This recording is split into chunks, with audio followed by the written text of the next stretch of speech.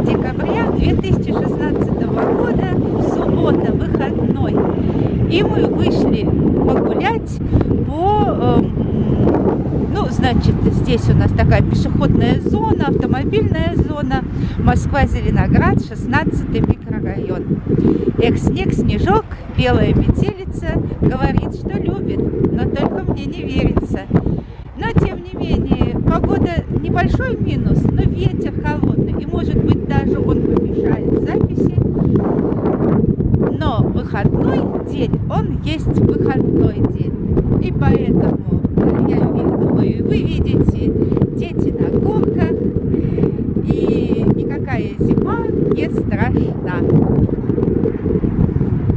Москва, Зеленоград.